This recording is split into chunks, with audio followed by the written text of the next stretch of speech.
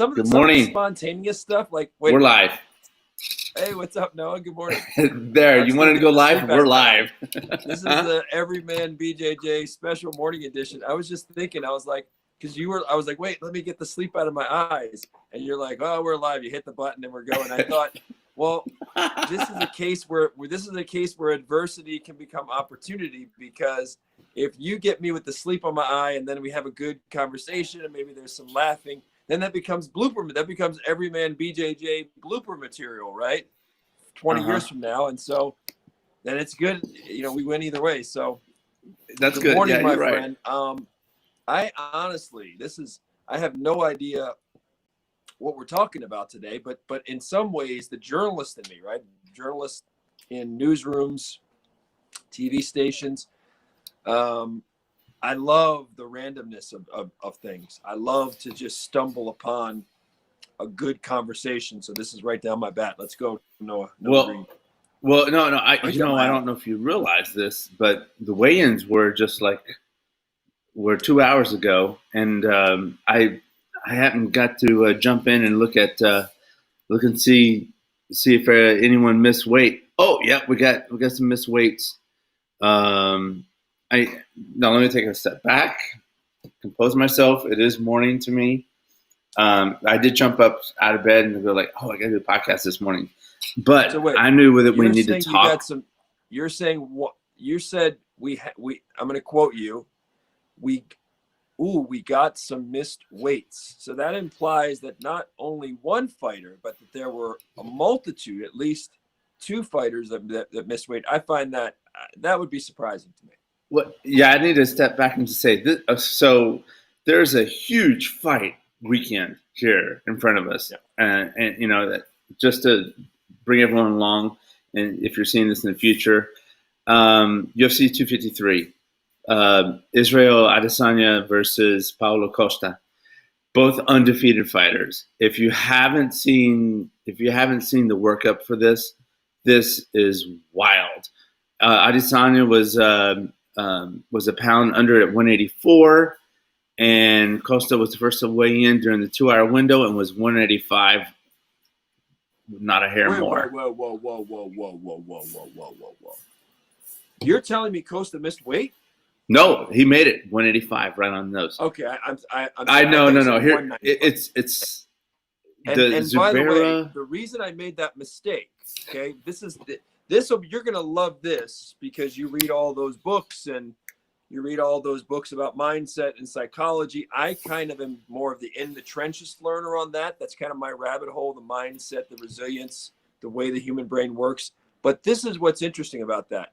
So years ago, when I was working for UFC, I covered the WEC, right? World Extreme Cage Fighting, which was one of their companies they owned, which was more focused on the lighter weights, because there was a time, people might remember, the UFC was only 155 to heavyweight, right? The UFC didn't cover the 145ers, the 135 pounders. It also didn't cover some of the weight class 125 and the women, right? We have some smaller women. We have women that are 115, 125. So there were a bunch of weights it didn't cover because they didn't think there was the bandwidth. They didn't think there was the popularity. They thought it would be too many champions, too much alphabet soup for the consumer to care for at the time.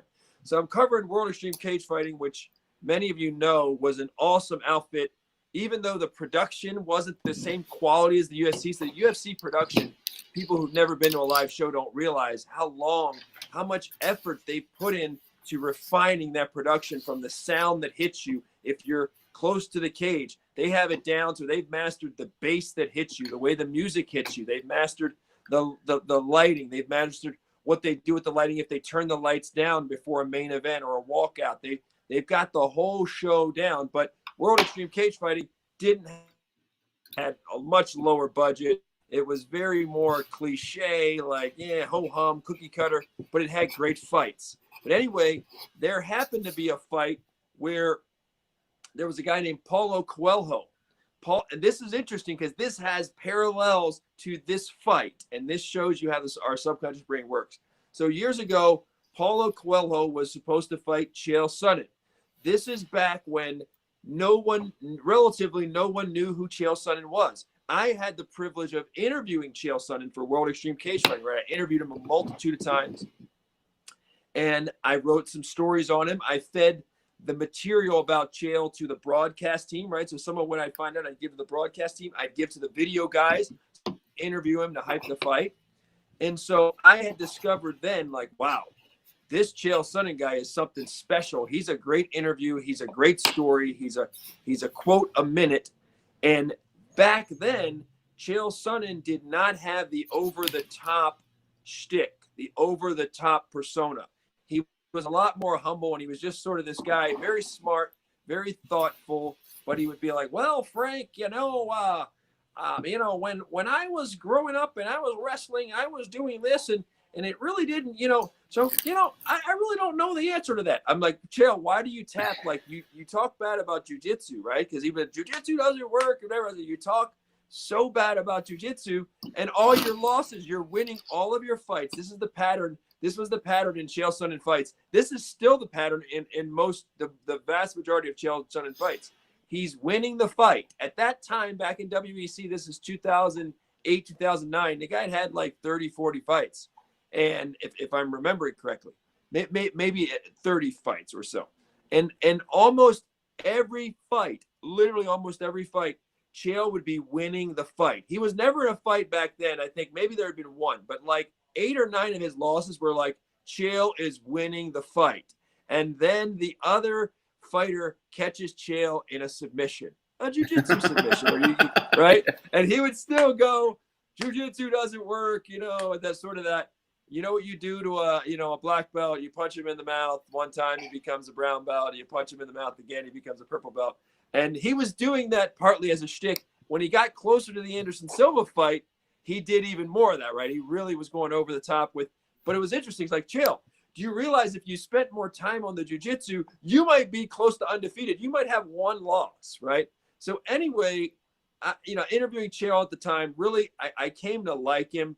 The person that he represents now, which I do think is an element, an alternative ego of him, and I think it's genuine. But I think he also realized the marketability, and he was getting later in his years, and he won a string of fights when they went to the UFC. And in my opinion, having seen the evolution of Chael, part of this is he realized people like it, and this is how I'm going to get paid, and I'm an aging athlete. I don't know how many more paydays I have. And so I personally believe that that's the way Chael Sonnen thinks. Chael Sonnen, every time I see him, we have really good conversation. He's very warm. He's the exact opposite of that persona, truly. Very nice guy, very approachable. So anyway, much like Joe Rogan.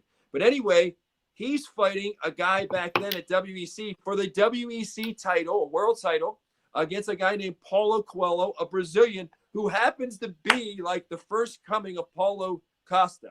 Like, this is Paulo Costa before Paulo Costa.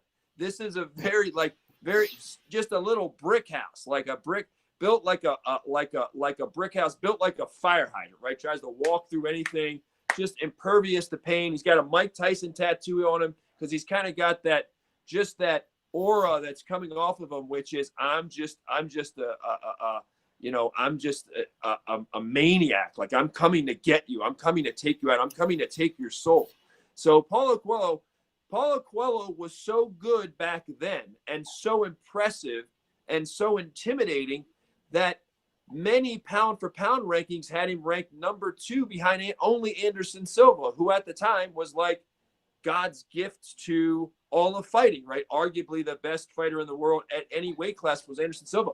Paulo Coelho back then from Brazil was considered number 2, and there were some whisperings that he would actually beat Anderson Silva, that he would be a bad matchup. Now, fast forward to now, you have a very skinny, long, slow twitch muscle. He got fast twitch too, but he's got that interesting combination of fast twitch, slow twitch thing going. We don't see as many skinny guys like that with that fast twitch power, and he's so precise. We have Israel Adesanya, and we have the fire hydrant number 1 challenger, unbeaten Costa. And so the reason I thought that he had missed weight is because the most egregious overweight athlete I've ever seen was Paulo Coelho showed up to the his title fight with Chael Sonnen, and he showed up like 11 pounds over to the title fight. Like, I think it was 9, 10, 11 pounds over. He showed up, and it was like, wow, like, where's his head? And it wind up being because of that. And I think they should change this rule, Noah, because Coelho was overweight so egregiously, like head-scratchingly egregiously, it became a non-title fight, and Chael Sonnen actually won that fight. He won the fight. He didn't get the title. And Chael Sonnen had told me before the fight, hey, I literally made a dying wish to my dad that I will win a world title for you. I made a wish to my dad on his deathbed, right? He said that before he was this over-the-top WW, stole a page from World Wrestling, World Professional Wrestling Federation, whatever. Before he was even doing that shtick, he said it sincerely. I made a dying wish to my dad. He didn't win the world title that night because Paulo Coelho was 11 overweight. What's interesting, one final thing, no, I apologize to be so long-winded. So that's why I had this in the back of my head, right? When I'm Costa, Coelho, my brain early in the morning is playing a trick on me. I'm like, wait, another guy's 10 pounds overweight for a title fight. So crazy. But yeah, and that makes sense. It's interesting. And the reason that weight loss for people out there listening, and we could say this about many sports, Noah, because you do a lot of financial analysis, among other things. You do many things well, but you do financial analysis well, and forensic accounting, you do it well. So you know how to pour through the numbers, because we see, as they say in business, or the lawyers say, look, you can make a stat do anything, a statistic do anything. You can manipulate data. People can make numbers do weird things. What's interesting is there's some numbers that don't lie, right? Some numbers don't lie, though. Some data can't be manipulated. When a fighter shows up, it's one of the cardinal sins of the fight sports. Thou shalt make weight. You have to make weight. It's so important. People say, well, it's not professional. Let's go deeper. Let's go deeper as to what it means when a fighter is overweight, especially at the highest level, when you're talking about a world championship.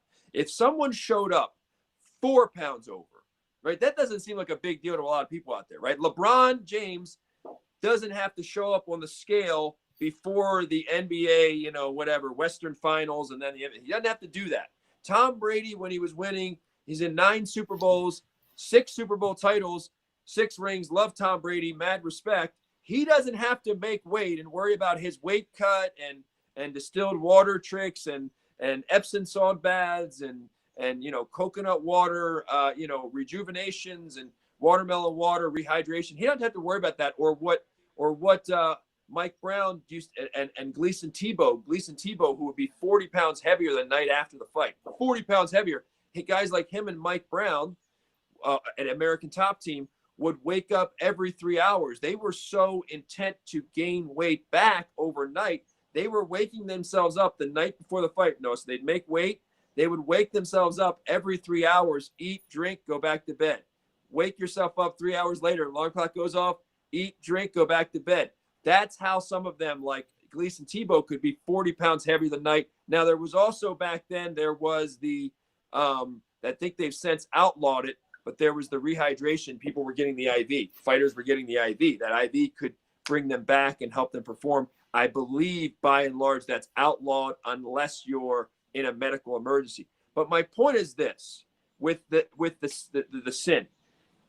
When you have fighters showing up overweight, it is usually almost always a mental thing. It is not a physical thing. You will hear the fighter say, well, the weight just didn't want to come off, or their camp will say that afterwards. Well, the weight just didn't want. We were in the sauna, and of course, it got dangerous, because we have seen a few deaths, not in UFC, but in other smaller promotions. We've seen a few deaths with the weight cuts. We saw a Brazilian, Andre Pederneiros, had a fight. There have been a couple.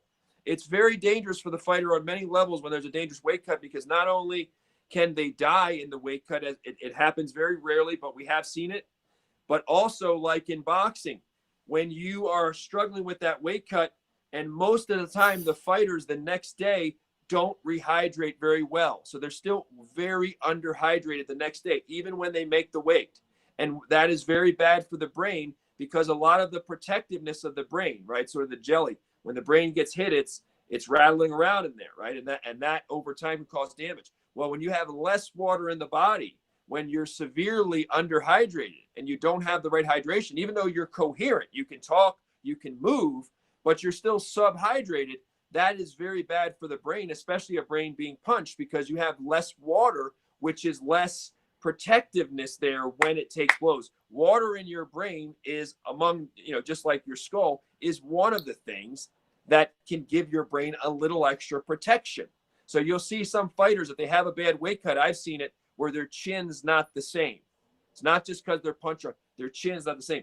So when a fighter is overweight, especially at a title level, it is a really, usually that fighter is going to lose because it's a sign of a lot of other things. It's a harbinger of a lot of other things that went wrong in camp. Poor preparation, basically. It is a sign of poor preparation. It is a sign of something, a lot of times mental. It also means, Noah, that this fighter, I'm sorry to be long-winded, but this is good stuff and it's very important. It also means that this fighter, instead of being able to focus on the fight and be relaxed and be poised and conserve your energy, had to move a mountain and distract themselves with the weight cut, right? So rather than you usually want to have the calm, the poise before the storm in the day or 2 or 3 before the fight, the whole week. The more relaxed you can be, the more focused you can be. The weight cut distracts you. It can even affect you on an adrenal level. It can drain the adrenals because now you're so worried, you're so stressed about making the weight, and your focus is not where it should be. And it's also robbing you of precious energy. So it is a big deal when a fighter is even a pound or 2 pounds or 3 pounds or 4 pounds over. In the case of Paulo Coelho, like 10 pounds, it's a big deal. But it's and a lot of times I've seen the fighter way overweight lose the fight. But the other thing is with Paulo Coelho. Now, what I'm saying is it's a big deal. That was a sign of Paulo Coelho's whole career going downhill. So he shows up 10 over. At the time, a lot of us are thinking, wow, he might be as good as Anderson Silva. He might beat Anderson Silva. He shows up 10 over, loses to Chael Sonnen. Guess what? He's never the same again. Something happened in his life. The guy had a traumatic life growing up in Brazil. He became not near the fighter. That was a telltale sign, 10 pounds over, that something was wrong in Paulo Coelho's life. It didn't get fixed. He had some sort of mental issues and things he was going through. He never was the fighter he once was, and he fell from grace. He became lost in that conversation. The guy they used to mention as, hey, he's got the style. He's the guy who could beat Anderson Silva if they ever put him in UFC, relatively speaking, just fell off the map. Never at nowhere near the fighter. So anyway, this is why my subconscious brain, early in the morning, when you said, you said 185 for Paulo Costa, and I heard 195, and I apologize, but that's why. Oh, good. So I'm going to that's actually a perfect segue into one of the I want to call it characteristics of or qualities. Defining what quality is. And I know just go with me on this journey as I explain where my head's at about this. One of the keys to this fight in this matchup between now I'm gonna when I say the Brazilians' names, I'm gonna do my best to sound like how my wife would pronounce them. Because people don't know that your wife is from Brazil. She's Brazilian, yeah, and that literally I hear the way she says things, and it's very subtle. So she'll say Costa, yeah, she'll say Costa, because I'm hearing you pronounce the the other guy, the other Paulo guy, and that's the L and the H go Leo, Paulo Coelho. You kind of Just like swallow your Spanish, just like Spanish. Yeah. yeah, it's Paulo Coelho. But I don't want to distract us from what I wanted to bring up about quality and in this matchup between these two, Adesanya and Costa. Um, the You've got a very precision base. We talk about precision a lot on the podcast. Adesanya is very precise in how he hits. So I'm looking forward to see how he does it. How his jabs take out that lead eye. That front, that left looking eye, and take away the power of Paulo. There were the other two fighters on this card that did miss weight. They missed the weight by 4 pounds. And you've done work with, Mike Dolce pretty well. And I know he has an approach to weight cut and into, a lot of things. Mike has never had a fighter miss weight. Amazing. Yeah. So, and what you're talking about, that right there, that consistency. I talk about precision. Now I want to, talk about precision in the past. Now I want to talk about another quality in the fight sports, and that's consistency. And consistency, I'm going to use an example that's outside the fight business, and it's in the area of fine dining. Because one of the good friends of Anthony Bourdain was Eric Ripert. French, I cannot pronounce that. And he has a restaurant there in Midtown. I've never been to it. I would like to go. Midtown New York, near Midtown Manhattan. Kind of Sorry, Manhattan. Yes, yeah. Sorry, yeah. And it's Le Bernardin. All right, and every morning there's a lot of chefs and I should say line cooks and prep cooks from Central and South America and Mexico. And they approach their work with a level, I don't want to say precision here, I want to say consistency. The quality we're looking at is consistency. When you go in, just imagine thousands of meals, thousands of plates of food, and the ingredients for each one of them. Go into your kitchen, and every time you cook, look at how much variation there is in your produce and in your ingredients. And imagine being one of these cooks, and they make those ingredients consistent in size, cut, weight, shape, texture. So every time they prepare that dish, it's consistent. And that's a big thing for these big time chefs, that when they go and they start opening up all these restaurants, and just like, like your local cheesecake factory, you go in, what you get, that brand, that consistency, what it's going to be like every time. Mm-hmm. And that gives you a sense of comfort. It gives you a sense of satisfaction. That like this cup of coffee here that I'm drinking. If I go in, I know, and if I order something, and I know I'll get that same product every time. That consistency. All right. So in the preparation, you talk about Mike Dolce and his approach, and you said it immediately, because that's what we're talking about, that quality, which is a consistency. We're not. This is not to be confused with consistency of you don't know which punch is coming at you, or what combination of kick and punch. What I'm talking about, the preparation, because that is a mark of professionalism.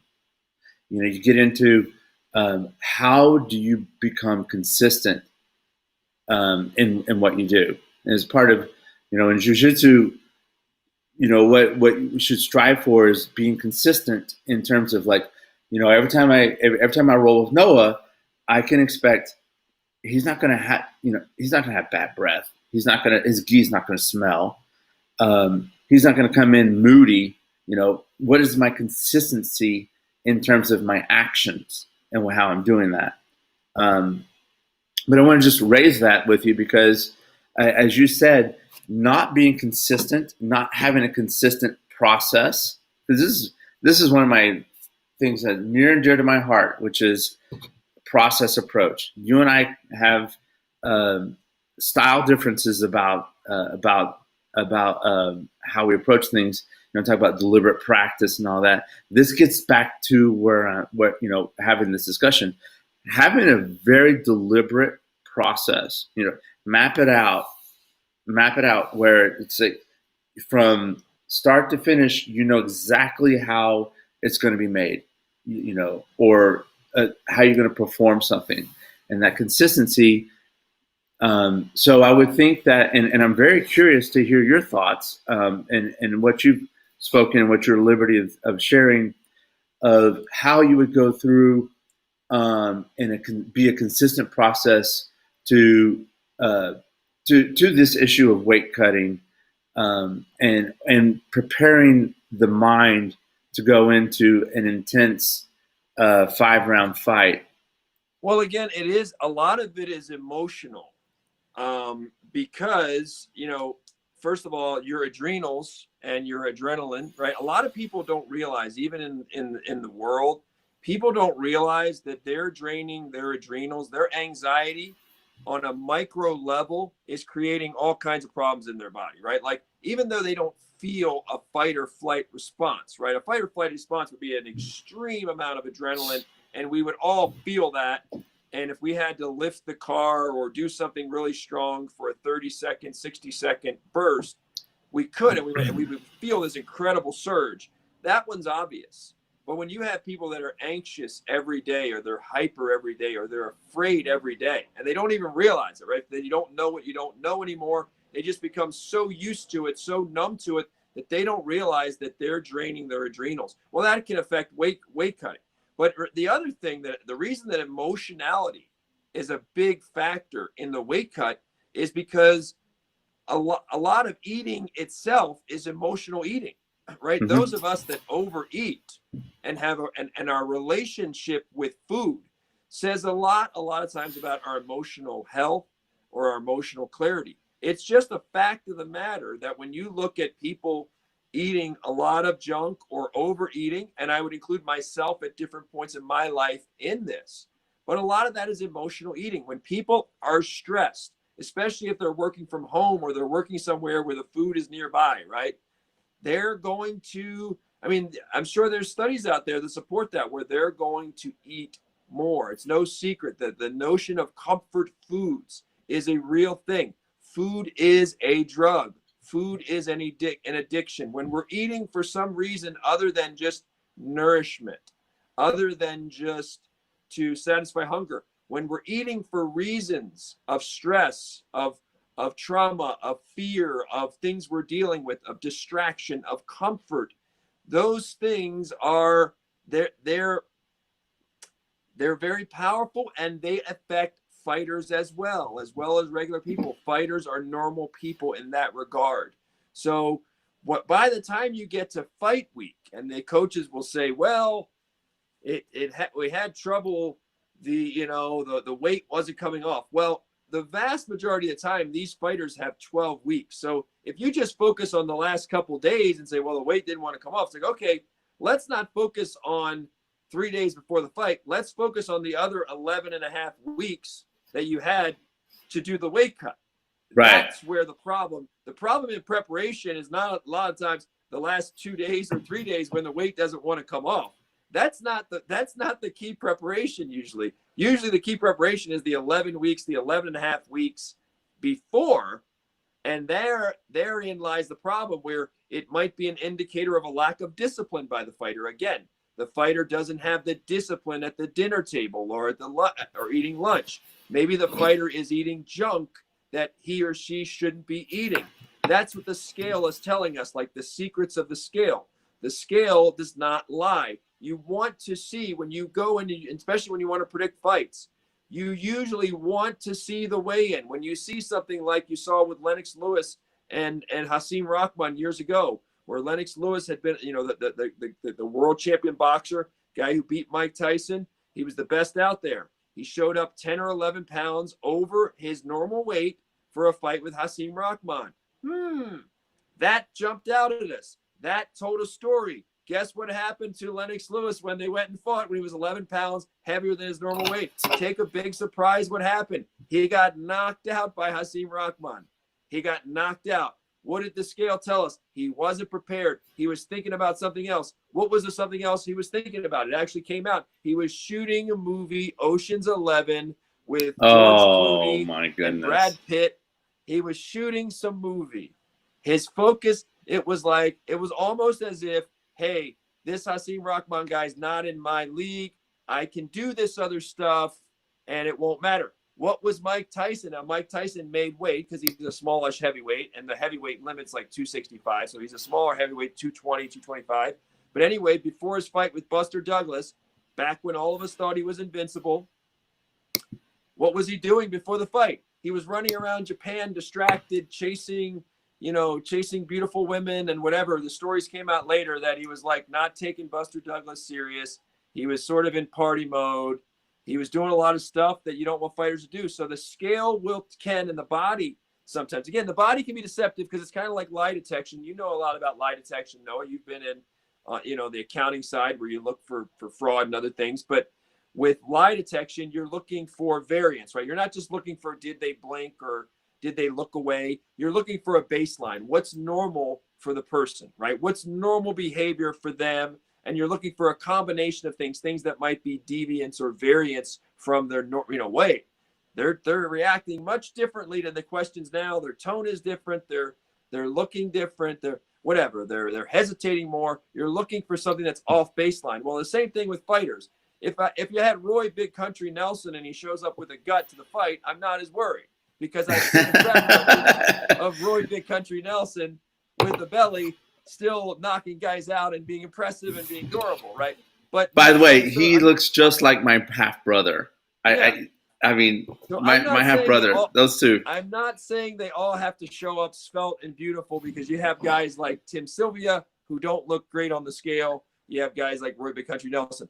But by and large, fighters do have decent looking bodies, sometimes spectacular by and large. And when you see that, you're like, whoa, everybody can tell, like, wait, the preparation wasn't there. So what I'm saying here about the scale is, and one thing you learn from like Mike Dolce, again, we're talking about, so you really want the fighters to be disciplined. Like Mike Dolce, what was interesting with Mike Dolce with his fighters is he was one of the relatively few nutrition coaches who's there with the fighter for 4 weeks before the fight, 5 weeks. He's embedded 4, 5, 6 weeks before the fight with a lot of these guys. Not everybody, but a lot of those fighters, he was embedded with them.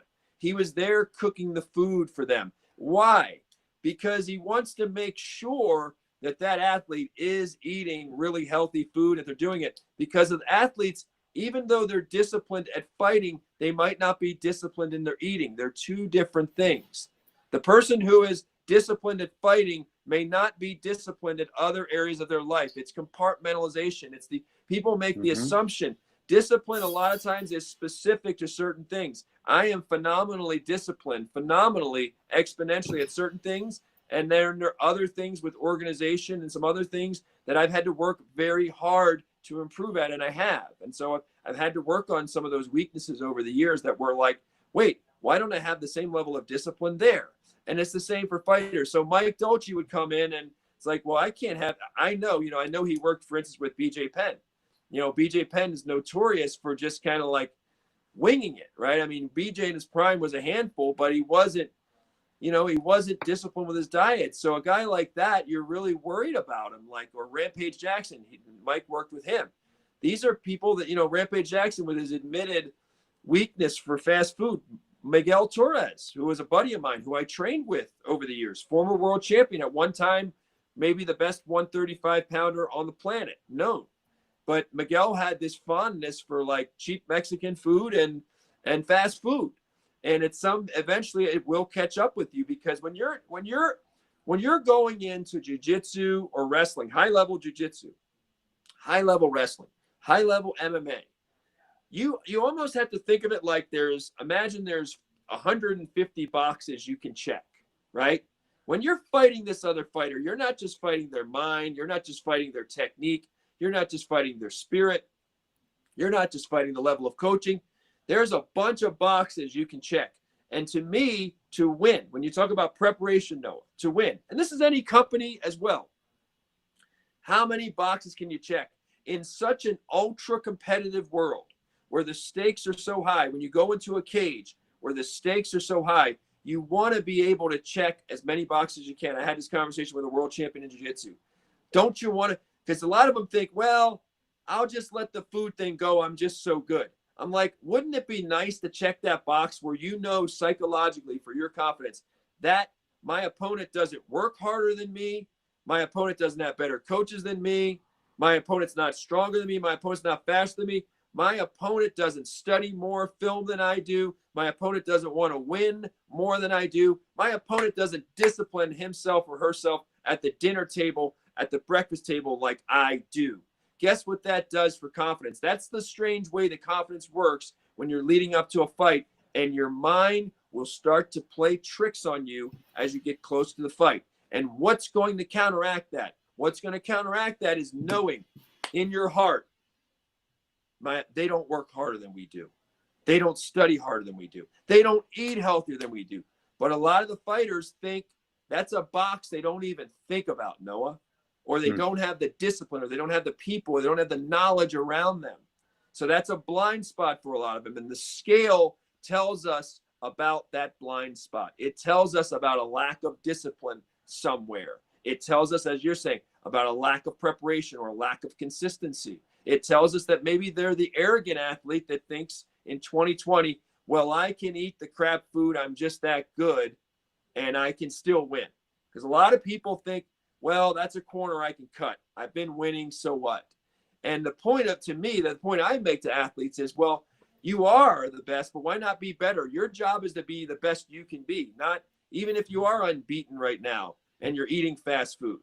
But eventually, don't you want to be the best you can be? Don't you want to honor your body? Don't you want to think about longevity? Because even if you're winning now, don't you want to think about longevity? You're as good as your health, and you want your body, if you have a long career like a guy like Vitor Belfort, that's a lot more money when you can last 20 years in the fight game, which is rare, but like a Vitor Belfort or even a Floyd Mayweather. When you can last that long, well, if you can take care of your body, take care of your vessel, and that nutrition is a huge thing in there. So it's, as you said, it is a very telltale thing and that doesn't mean I want to impress this on everybody. That does not mean that we all have to be svelte, whatever, we're all made different. We're not all made to be six-pack abs, and that's misleading. And we're even seeing that, Noah. That's one of the subplots of this fight with Stylebender and Paulo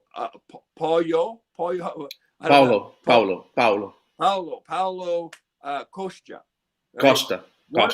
One of the subplots is, if you had never seen either guy fight, it looks like Israel Adesanya is going to be a sacrificial lamb. If you had never seen either guy fight, I mean, when you line them up head to head and you look at the Adonis, I mean, there should be a statue of Paulo Costa. Yeah, I got you messed up. Sorry. Yeah. No, it's Paulo. Just say it how you normally say it. Paulo. There should be a statue of that. That guy's an Adonis. That guy looks the part, right? I mean, he's bodybuilder versus some skinny tall guy. Yeah. Now, Adesanya fits that ilk we've seen so much, that Anderson Silva kind of frame. But I tell you, this is what really, because when I watch old Israel Adesanya fights, like he is very unorthodox. Like, he throws punches from weird angles. I mean, his tech, even if you look at him, kind of reminds me of John Jones. He's got way better technique than John Jones does. But I'm just saying, it's not this picturesque. Like, when Conor McGregor throws a punch, it's beautiful. It's beautiful. It's fluid. It's super efficient. Like, when Conor punches and even the follow through, it's beautiful, right? I mean, it really is. Even GSP, when GSP throws his jab, it's pretty to watch, man. It's pretty to watch that. Vitor Belfort, when you watch Vitor Belfort's hands, it's pretty to watch. Even Anderson Silva. Anderson Silva, when he was doing his stuff, when he's serious, it's pretty to watch. It's like, wow, you're watching, like Joe Rogan would say, you're watching a video game. When Israel throws, it's not that pretty. It's but it's amazing how effective, how awesome it is. Like, he hits everything. He's very precise, but it doesn't look like textbook, technical, beautiful, pretty. It looks like, I can see where some people would underestimate him, even though he's the champion, or how awesome he is, because he makes it look pretty easy, but it's not. Like, even Demetrius Johnson, when you watch Demetrius Johnson move, it's very economical. It's like no wasted motion. I mean, Israel's doing, like, he is so brilliant that he's doing, like, he is a style bender, in that he's just taking it and completely making it his own. He's got a style that's nobody, like, so again, style bender is a great name. It's very fitting to his essence and his ethos. He has a style that is all his own. He really does. Like, the things he does. And he reminds me of Anderson Silva in that regard, in that his unpredictability works to his advantage. If you're his opponent, you may think you know exactly which Israel Adesanya will show up, but he's so confident, he's so in the moment, he's so improvisational that, and he's got those limbs that allow him to do a lot of things, that you don't really know what he's going to do next, because in the moment he can throw something from a very weird angle that you don't expect. So he can be hard to prepare for, because he's almost like Bruce Lee used to say, the style of no style. He's the style of no style. The things you think he's going to do, he could do something totally different against the best in the world and win. So it's very easy, even for me, when I watch old tape of Israel Adesanya, to underestimate him and think, well, as he starts to fight better fighters, they'll, expose him. Now, by the way, if there is a guy, and it's, these are both unbeaten guys, if there's a guy to beat him, it is, even on paper, it's Paulo Costa. This fight is going to, I think, be determined by Costa's durability. If he can take the shots of Adesanya and keep coming, this will be, I think, this becomes a really interesting fight, and it could, and Costa could definitely win this fight. Maybe not even an upset. Maybe he just wins the fight. It really, because Costa is very hittable. He's very hittable. He throws a high volume. He gets hit a lot. Yeah, he does take a lot of punches. He dares you to hit him. He Mm-hmm. dares you. And it's going to be interesting to see, because Adesanya fought Yoel Romero in a very boring fight. And Yoel Romero is the closest thing to Paulo Costa that we've seen against Israel Adesanya. So if we're looking and we're saying, well, how would this fight play out? We could look to the Yoel Romero fight, and that might give us clues. That fight between Adesanya and Romero was a very boring fight. There were criticisms of, hey, Adesanya, you took it, you just coasted. You took it too easy. Why weren't you more aggressive? But the difference between Romero and Costa is younger, right? So he's younger. He throws a lot more volume than Romero. Romero is really a counter fighter. He's really a counter fighter.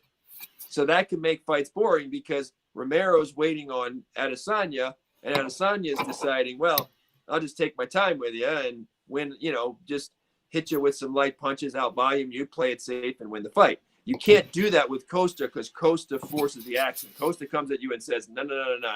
How about one of us gets knocked out? Probably you. Costa's thinking it's going to be you. He does it. He puts so much pressure that he's going to force the fight in a way that Romero didn't. He's going to take his chances. Let me take a step back and go back to what you said about Mike Dolce and as far as timing of when he gets involved, or when he got involved with these fighters on their weight cuts. You said it's only 4 to 5 weeks in. I thought, and it's just kind of a general idea, I thought that he would have been in there 2 to 3 months prior. Okay, he was working with them. He probably had written out their nutrition program but he embeds with them and goes, not all of them, but certain fighters. Some of them, he might just write a nutrition program. He might follow up with them. Nowadays, in the age of technology, he can check in with them constantly. I don't know if he's as embedded. I don't know. It may be more of a everyday conversations, multiple conversations. I don't know. But I know that in the past for UFC, for certain fighters, he would embed with them weeks before the fight. He probably had written their nutrition program 12 weeks out at least, and he was probably talking to them, regularly. I go back to him, and I keep bringing this topic back up because we're talking about the consistent, and that's a hallmark, the consistent approach to weight cut. Because you just like you cannot cram for a marathon, you cannot cram for a weight cut, and some guys say, oh, I'll just wing it. I'll drop all the weight. There was a Houston-based fighter, or Texas-based, it may not be Houston, that had a lot of weight cut problems. He was really big a few years ago.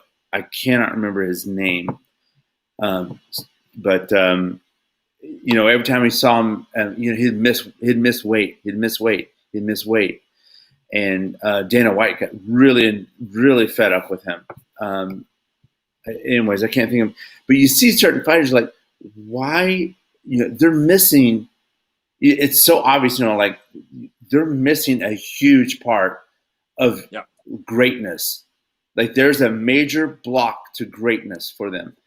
And I remember watching one of these, I don't know if it's UFC video, where they follow the fighters, but I do remember a story about, I think it was Mike Dolce or one of his coaches catching that fighter at a McDonald's. Caught him at a McDonald's eating cheeseburgers and garbage, and he wasn't making his weight. He's had a history of that, and I'm thinking it's the same fighter that's out of Houston. Mm-hmm. And obviously, whenever Mike Dolce encounters this kind of person who doesn't want to really pay that price, that's the challenge. That is you want to really earn your money. You want to really be a game changer. Be that person who can go in there and get and put your hooks in that fighter's mind to change them. There's a heavyweight recently and another one out of Houston. Houston's got some great restaurants. I'm from Houston. It's a food culture, but a lot of that food culture is bad food. Okay. I've never been a fan of fast food, but I know a lot of guys are. And there's this big heavyweight fighter. He fought, and he's been losing. He's kind of changed his approach on weight loss. Again, I cannot remember a name this morning. Cannot remember his name. I wish I could remember these two fighters' names, but it just strikes me as what's the secret of all this and of it? And it's not just like someone coming in and cooking for you, but it's whenever you get. Let me finish this off. It's when you get to it's those triggering events where they go off the recipe, they go off plan. That's the real trick of it. It's not like okay, here's your 3 square or 4 square or 5 square meals. It's when they go off plan and helping them there and helping them there. But what were you going to say? I'm sorry. I just wanted to make that point. If people eat when they're stressed, right, and they eat more, well, as you get closer to a fight, they're going to eat even more because as you get closer to a fight, it gets more stressful, right? Yeah. The thing that made Dolce very interesting too is Dolce would adapt to his athletes. So if he was working with, I think, Big Fit Silva, the heavyweight, and he would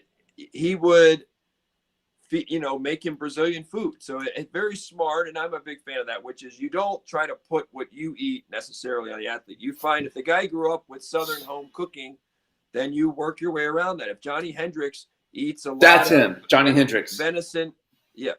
if you eat a lot of venison and elk like Johnny Hendricks did, and you work with him, then you're gonna work more with sort of that meat and potatoes guy. You're gonna work with Bigfoot Silva and his Brazilian food, But what I was gonna say, too, is that again, I lost my train of thought. That was such a good thought I had there too.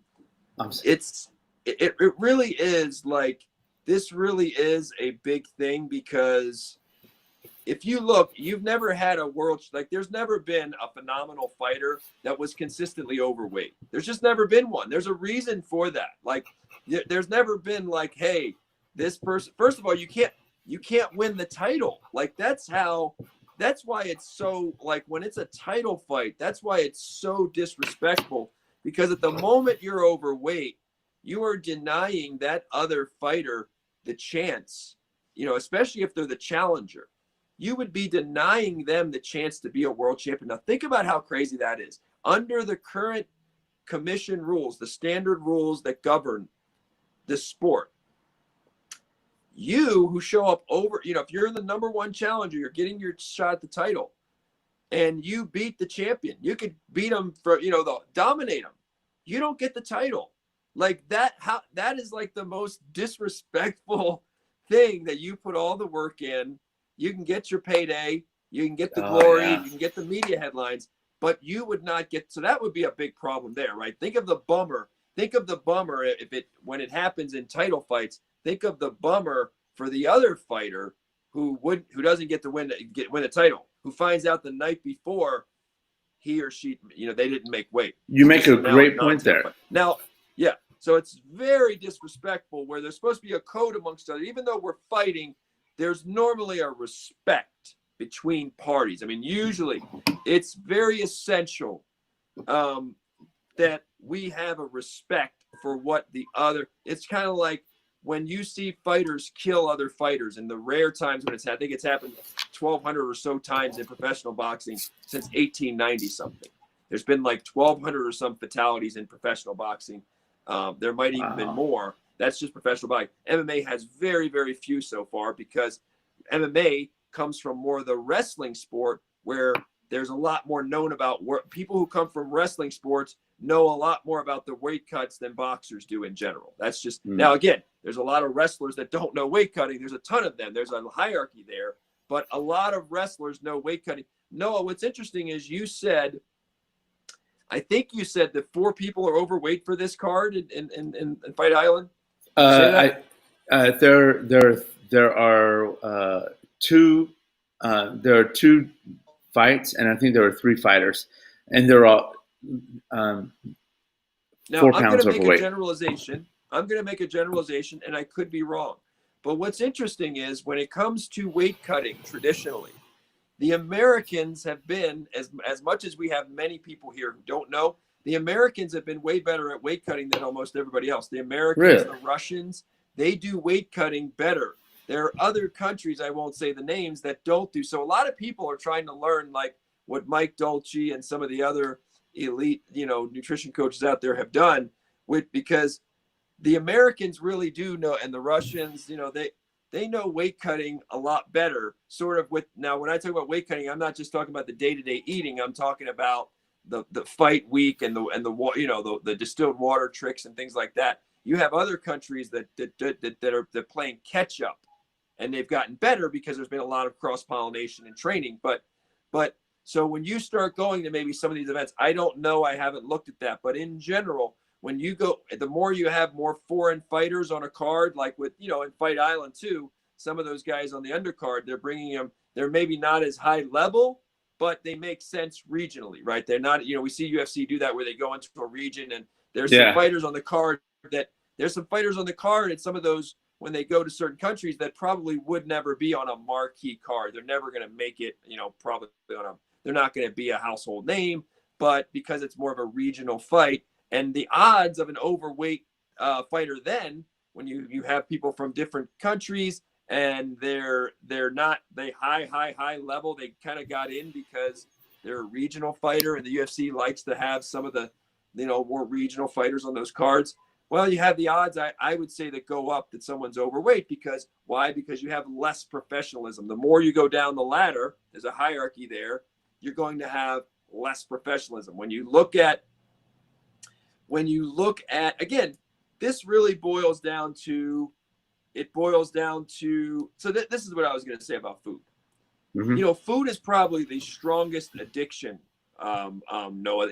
We would be hard pressed to find, other than drug addicts, something that's more addicted to people. We're talking about fighters that will train 3-4 times a day and go through fire to win, but can't win at the dinner table. That's normal. It is an addiction unlike any other. I mean, you know, and so when you start getting, you know, when you start working with a fighter, the first thing you have to do, this is what I was going to say. The first thing you have to do when you're sort of roto-rootering the mindset of this fighter, because this is a mental thing. This addiction to fighting is not just physiologically. The body needs certain nutrients and certain calories to do its thing. But a lot of the fighting and the overeating, that is mental. That is the battle to be won there is mental, not just physical. Okay, you can have an addiction to sugar where your body is screaming at you, 5-alarm fire, get me sugar, because your glucose and everything else becomes. So that can be a physical addiction, but a lot of it's mental. So the one thing I would be, if I was working with a fighter and they were resistant, they were eating crap, I would work first and foremost on the assumption that, well, Frank, I don't need to do that right now. My performances are really good. I'm winning.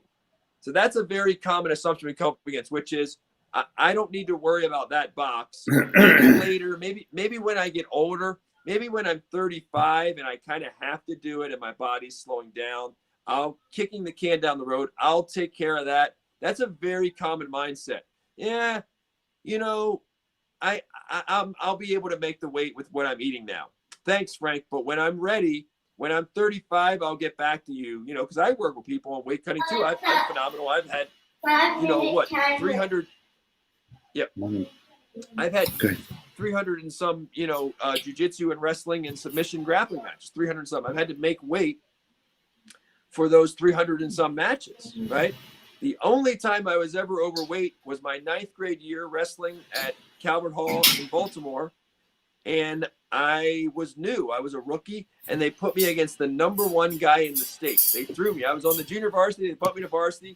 They said, Frank, we want you to face the number 1 guy in the state. I had only wrestled a couple months, literally a couple months. Okay, imagine you're wrestling a couple months of your life. Okay, but you're really good. I was a natural. I was really good I was a natural at, like, hey, a couple months in, they were like, wow, this guy's going to be really good. That's how they looked at me. So they were like, Frank, you're a tough kid. Here's a kid who's been wrestling like half of his life. He's number 1 in the state, and you're going to face him.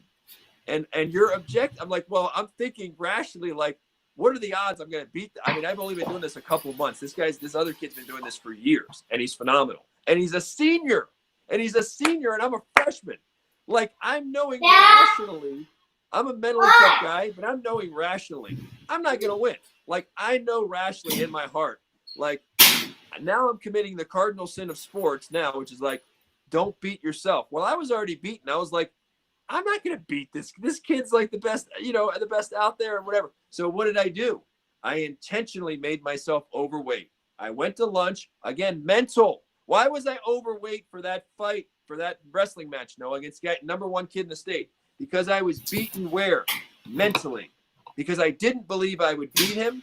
And my coaches were saying, well, Frank, you don't have to beat him. Just don't get pinned. If you don't get pinned, they only get 5 points instead of 6. So we just don't want you to get pinned. But I knew I wasn't going to win. I was intimidated. I was out of my league. I didn't have the experience. I didn't have the skill to back it up. And guess what, Noah? I was overweight. And guess who I let down when I was overweight? The most of all, my team. Because wrestling is a team sport as well. And I let them down. So one thing is with the fighters, it's very common. Well, not right now. I'm still winning. I feel good. I'm having good performance. I'm having good recovery. They can have way better recovery, way better mind clarity, way better hormone, way less inflammation in the body if they ate healthy, way better endurance a lot of times if you eat healthy. But they don't know what they don't know, and they're so addicted. So that's one big one. The other one would be, again, what are the stresses in their life? What's stressing them?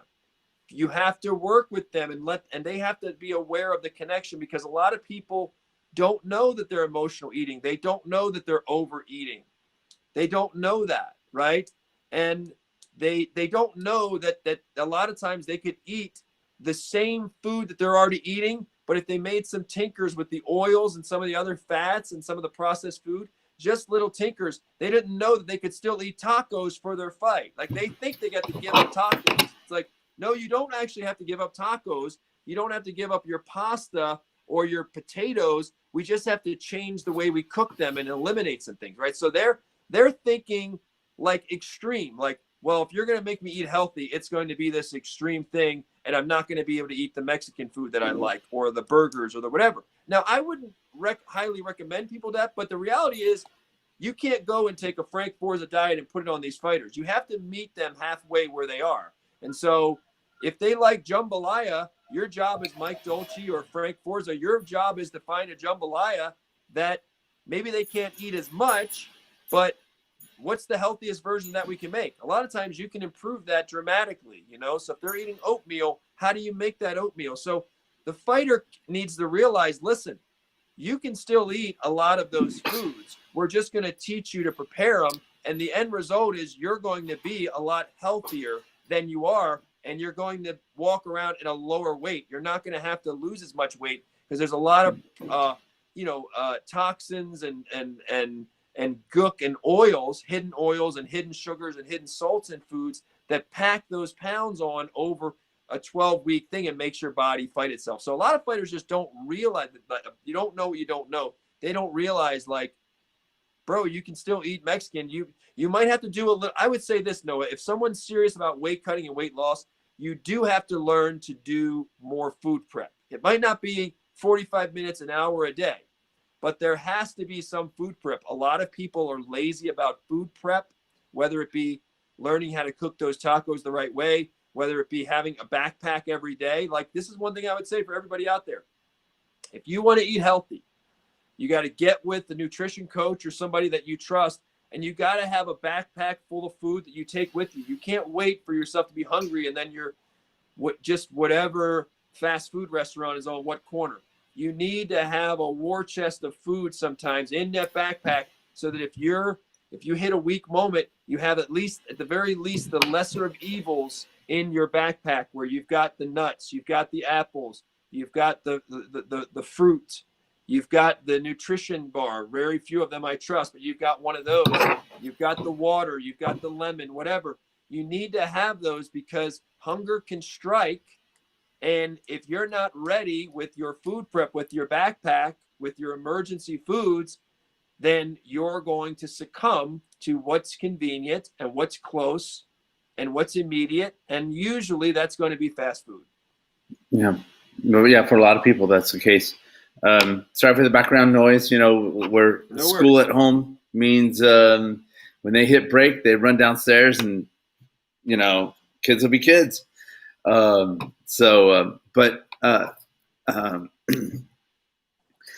the other fighter that I was trying to remember, his name is Derek Lewis.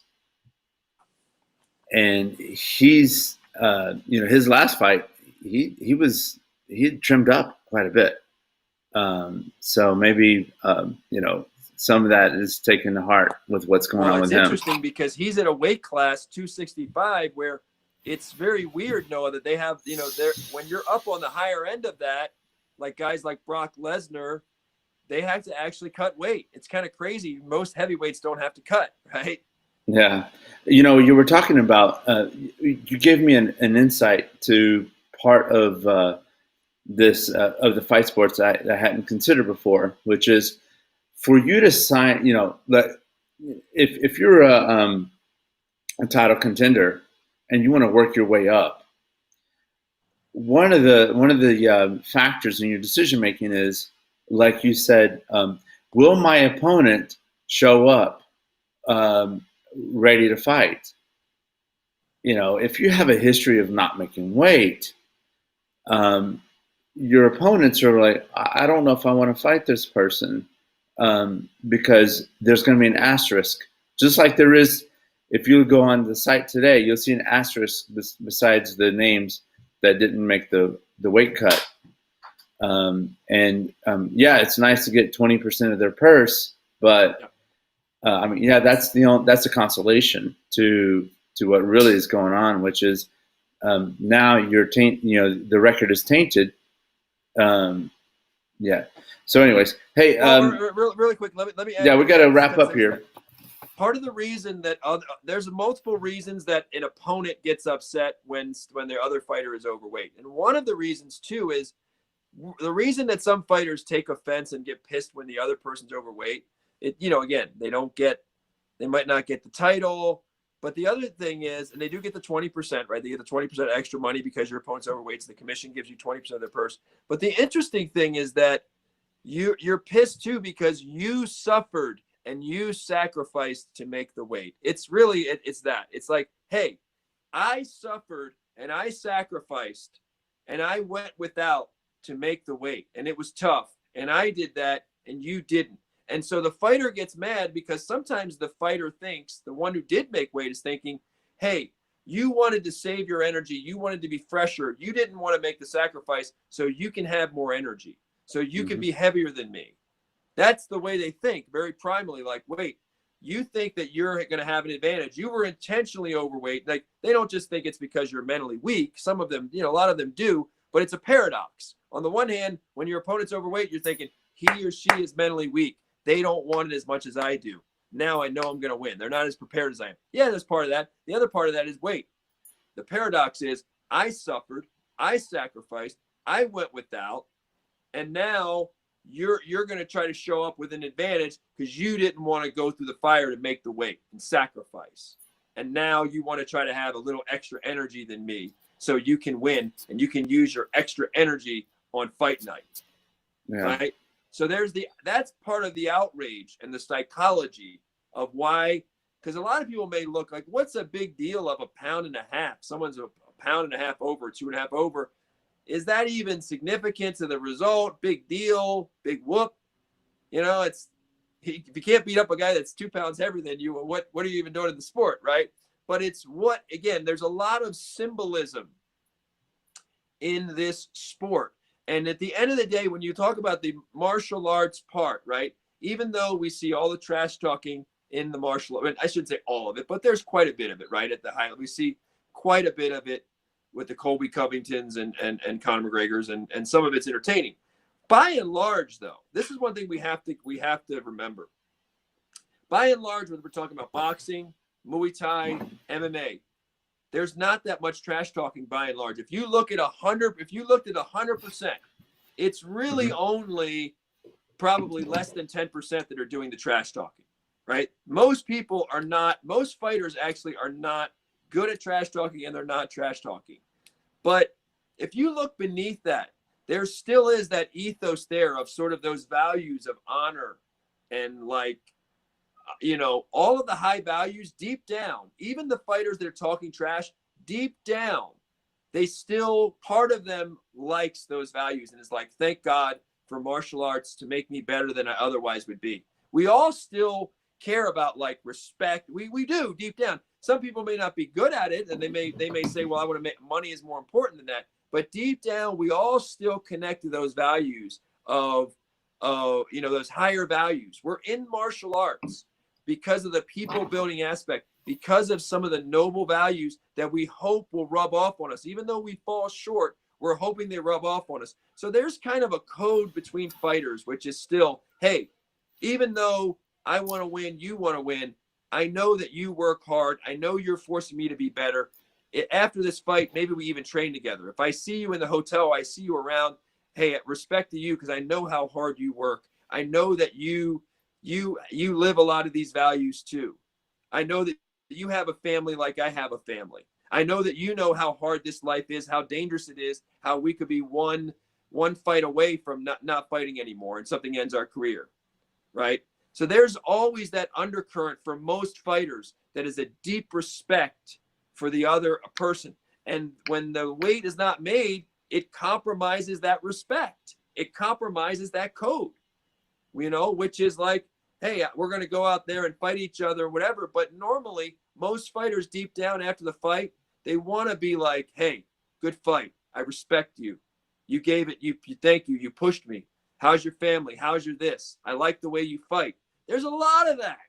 But when we get close to a fight, a lot of times, a lot of fighters have to demonize the other because they're scared. A lot of times we demonize our opponents, not because we dislike them. There's still that code, but we have to do what we have to do to go into a cage where the consequences are high.